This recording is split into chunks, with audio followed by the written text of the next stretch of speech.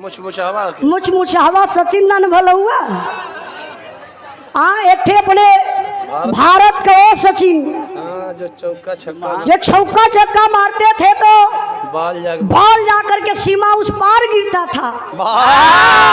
अरे नहीं रखते मुचमुचहवा सचिन पूरा सीमा में उठा लिया यार। सीमा में ना हाँ सतवा में 4 विकेट भी लेके आयल।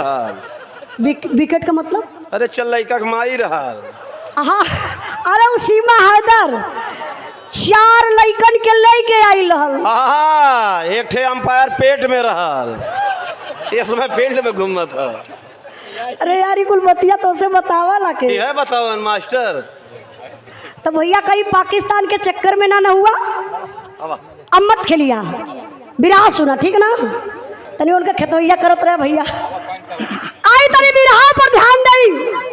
हेमराज जब फौजी जवान बन गईलन, ड्यूटी कहाँ लगल बा, जहाँ हिंदुस्तान पाकिस्तान का बॉर्डर बा, वही बीच में हेमराज का शादी भी तय हो गई। कहा जाना कि फौजी जवान 24 कैरेट सोना होते हैं। बिना देखले पूछले फौजी जवानन के बियाह हो जाला। एक गीता नाम के माँ से फोन आयल, हेमराज तुम्हारी छुट्टी निरस्त की जा रही है, कुछ फौजियों की जरूरत है, सीमा पर चले आइए। देखिए बाबू यही है एक फौजी जवान की जिंदगी, सारी खुशी को दिल में छुपाता है फौजी जवान, करता है क्या एक लाइन तर्ज लगल हो।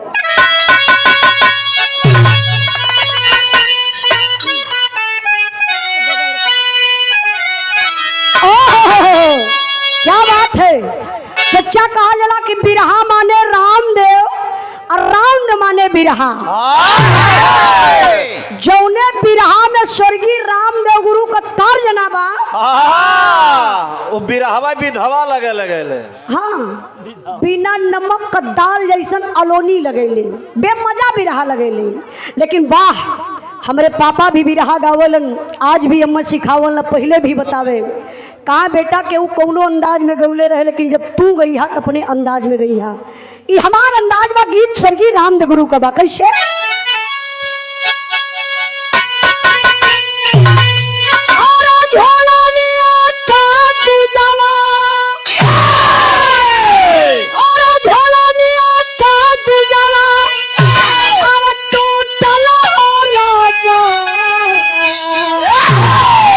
चमनिया से दरिया छूटल हो राजा,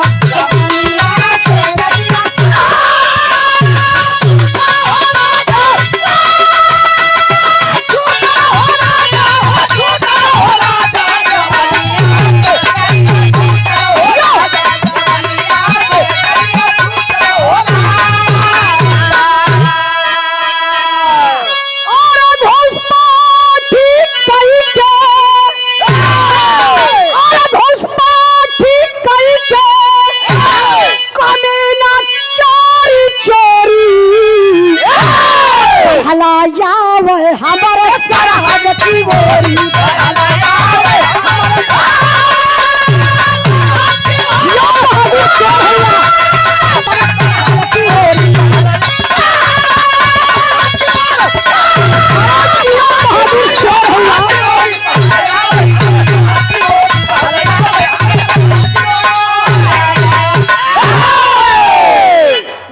हिंदुस्तान के फौजी जवान जेकर नाम बतावल गल हेमराज और सुधाकर। दोनों जवान ड्यूटी पर तैनात हुआ। जनवरी का महीना, चारों तरफ कुहरा बा, अंधेरा छौले बा। कुहरा का मतलब जानत है लोग ना। ए पकड़ी वाला भैया, पकड़ी वाला भाई, हेलो हाई निकला निकला निकला। याद भैया बिरहा सुने में कितना जने का हाँ हाँ समझत है ना। गौर करे बाबू, जनवरी का महीना, कुहरा छौले बा, आतंकवादी पापी पाकिस्तानी कुहरा का फायदा उठा लेते हैं। हिंदुस्तान के कटीला तार को काट करके हमारे हिंदुस्तान के सीमा में प्रवेश कर जाते हैं। जवानों को पता नहीं जाते हैं, निशाना साध करके आतंकवादी तैयार हैं, तब तक बाबू होता है क्या?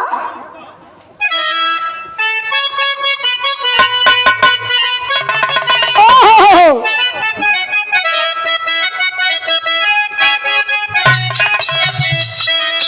रामाशर भैया इहो दर्ज स्वर्गीय रामेदेव गुरु का बा गावे लहाई के गावे, लेकिन अंदाज ही हमार बा कैसे? और आया बहे उमरिया, और आया बहे उमरिया, छोटा गोरिया, अरे छोटा गोरिया हो काहे रंगल बाड़ू लाल लाल हो गोरिया,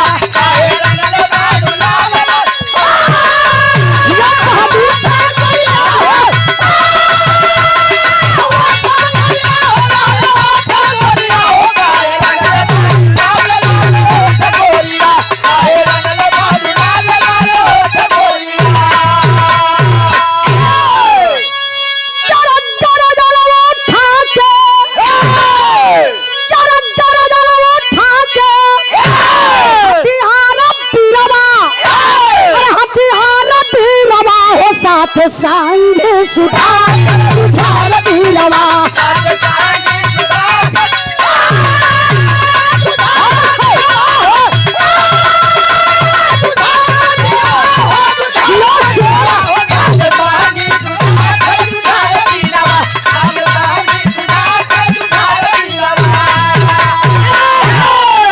कफलत में पीछे हटे वीर संगी, आगे बढ़े तब आगे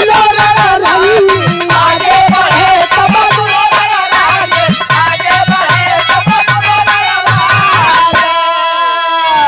जरा बुझला न धोखवा, जरा बुझला न धोखवा, तुम्हारा बीरवा, अरे मार बीरवा हो साथ सांगे सुधा कर बुझाल बीरवा,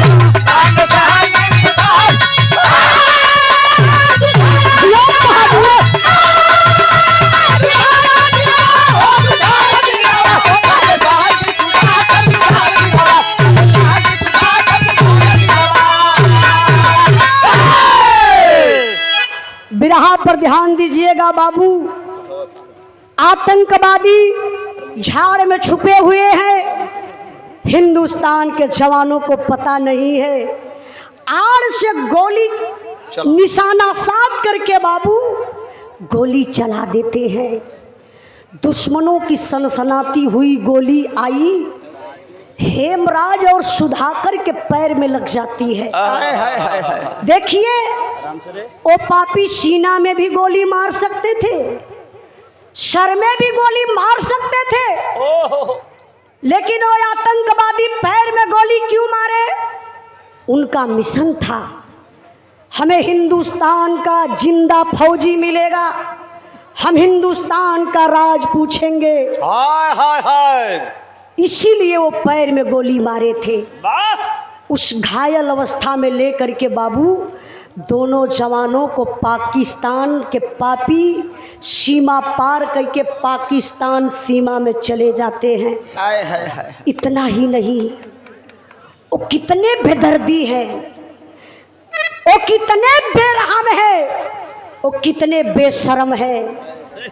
दोनों हिंदुस्तानी फौजियों को बाबू आमने सामने एक खंभा था, एक खंभे में हेमराज को, दूसरे खंभे में सुधाकर को गतर के पापी वो बांध देता है।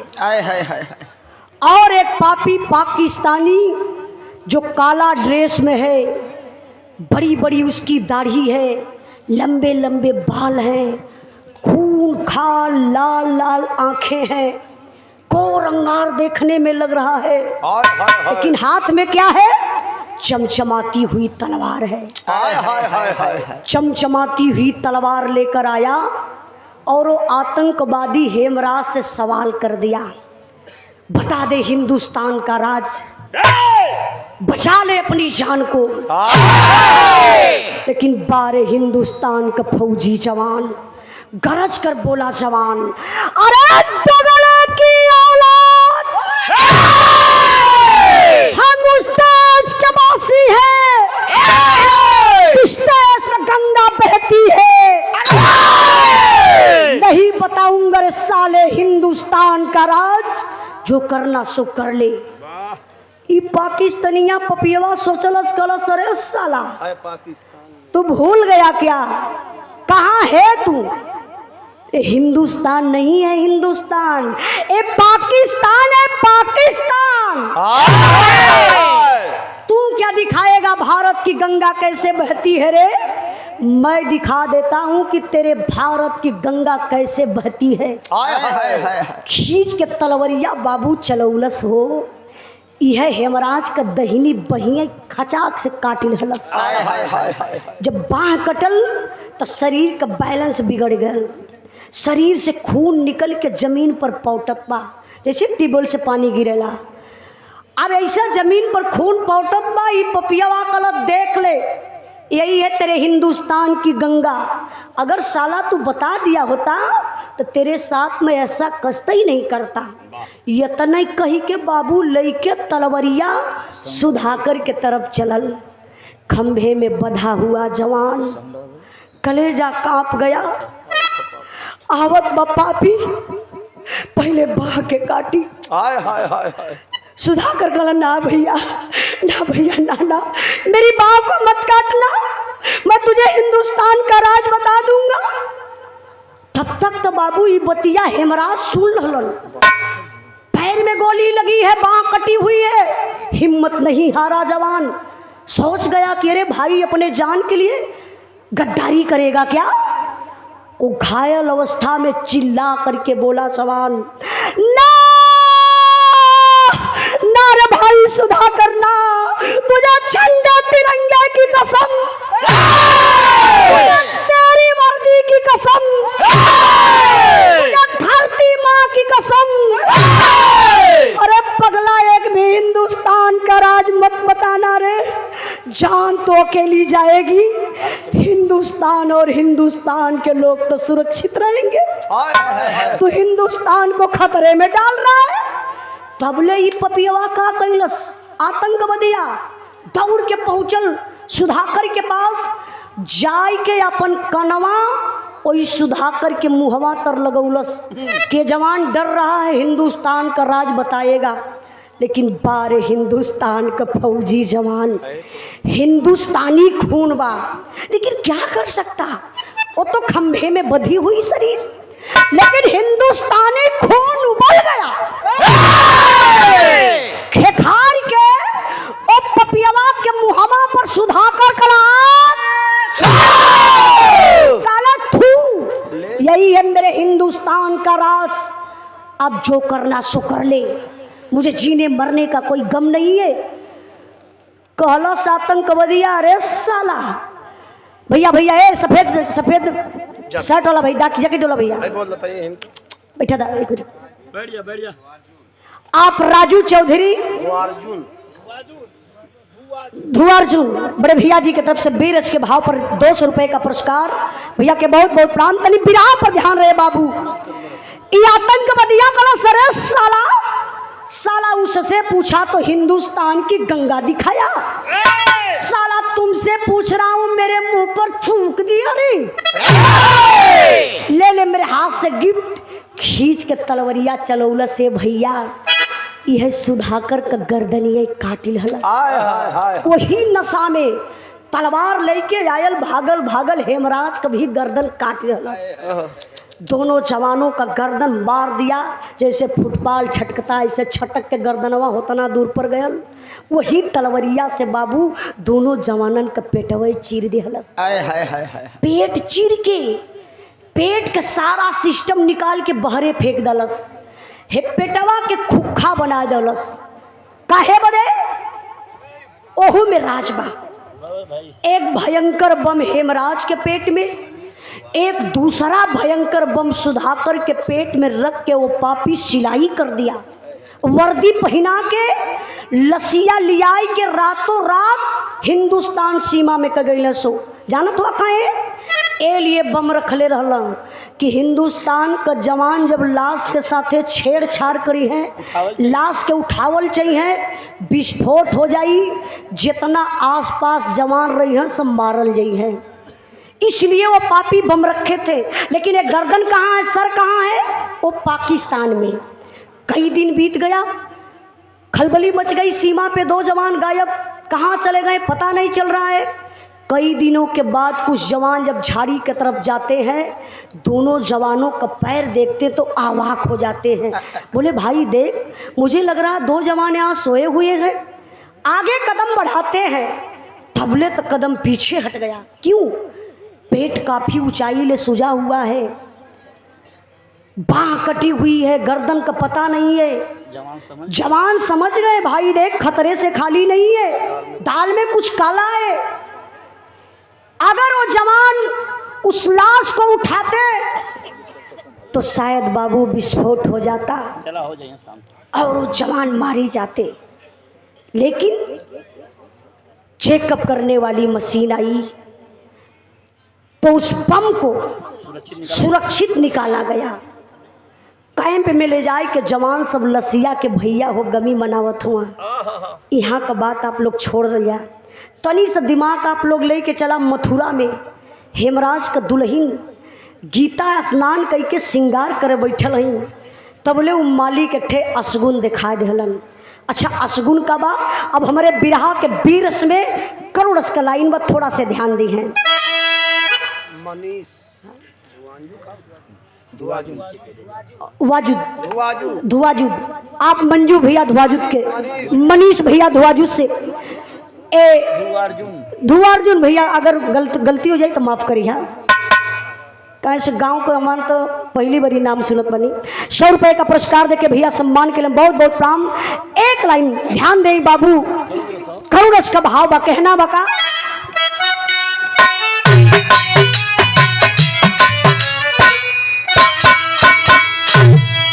अरे गीता के हाथावा से गिरल दीदियावा हो, गीता के हाथावा से गिरल दीदियावा हो, गैला से नूरावा थी कहाऊ हो।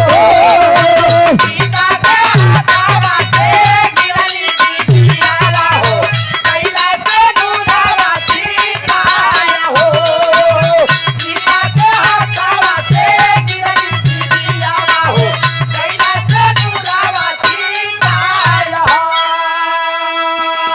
अरे धक से करे जा कैला कपल शरीरिया हो, बाजल मोबाइल आए सीमत खबरिया हो, कापत का हेलो हेलो बोलंदू लाहिनिया हो, कापत का हेलो हेलो बोलंदू लाहिनिया हो, तनिको या बदिया नाची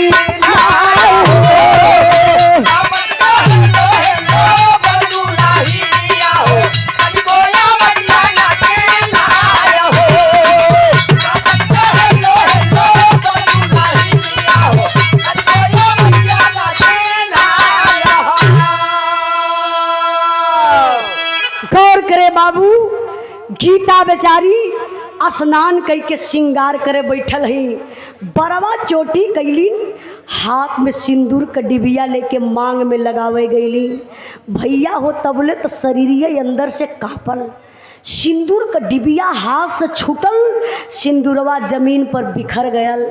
दुल्हन का कलेजा ढक से कैलस, ऐसा अचारा से सेनुरा बटोरत हई, मालिक के मनावत हई कि हमरे सोनू के पापा पर कोनो आफत विपत ना आवे। तबले तो भैया सीमा से फोन आ ही गयल, लेकिन नंबर चेंज बा, नया नंबर बा। दुल्हनिया फोन रिसीव कैली, पहला वर्ड बोली हेलो, सोनू के पापा। सीमा से आवाज आई, नहीं नहीं मैं सोनू का पापा नहीं हूँ। हाँ तो आप कौन? मैं हेमराज फौजी का मेजर बोल रहा हूँ। क्या ये फोन हेमराज फौजी के घर लगा है? हाँ जी सर, जी जी। आप कौन? मैं उनकी धर्म पत्नी गीता बोल रही हूँ। मेजर साहब बोले अच्छा बेटा सुनिए मेरी बात, परिवार में कोई और है क्या? गीता बोली हाँ सर हो है ना लोग। मेजर साहब बोले बेटा किसी और को फ़ोन दीजिए। गीता बोली सर इस समय तो मैं ही हूँ अकेली घर में, एक बात बोलूँ सर। मेजर साहब बोले हाँ बेटा बोलो, क्या कहना चाहती हो? कहले कि साहब कई दिनों से मैं फ़ोन लगा रही हूँ, सोनू के पापा का फ़ोन नहीं लग रहा है, प्लीज़ सर सोनू के पापा से बात करवा दीजिए। बाबू मेजर साहब के पैर तले से ज़मीन खिसक गई, कलेजा कांप उठा। ये दुल्हन पति का इंतज़ार कर रही है, पति से अपने बात करने के लिए कह रही है, मैं किस फौजी जवान से बात कराऊं? मेजर साहब बात को घुमा देते हैं, बोले बेटा तुम अपने दिल को मना लो। गीता बोली सर क्या मजाक कर रहे हैं? अरे मैं एक फौजी जवान की बीवी हूँ और आप दिल मनाने की बात कर रहे हैं, मैं तो बात करने के लिए कह रही हूँ अपने पति से ना। क्या